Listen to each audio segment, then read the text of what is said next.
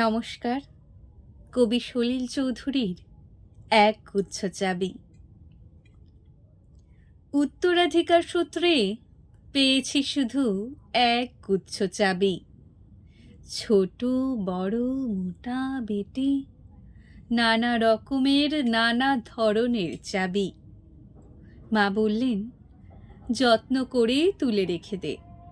তারপর যখন বয়স বাড়ল, জীবন এবং জীবিকার সন্ধানে পথে নামতে হলো, পকেটে সম্বল শুধু সেই এক গুচ্ছ চাবি।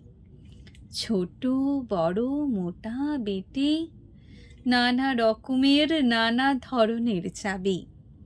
কিন্তু যেখানেই যাই, সামনে দেখি প্রকাণ্ড এক দরজা, আর তাতে ঝুলছে প্রকাণ্ড এক তালা।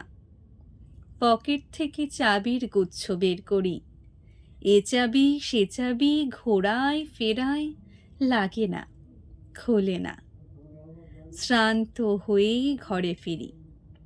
মা দেখেন আর হাসেন, বলেন, ওরে তোর বাবার হাতে ওই চাবি দিয়ে ওই দরজাগুলো খোলেনি। শুনেছি নাকি তার বাবার হাতে খুলতো। আসল কথা কি জানিস? ওই সব চাবি হলো সততার, সত্যের, যুক্তির, নিষ্ঠার। আজকাল আর ওই চাবি দিয়ে ওই সব দরজাগুলো খোলে না।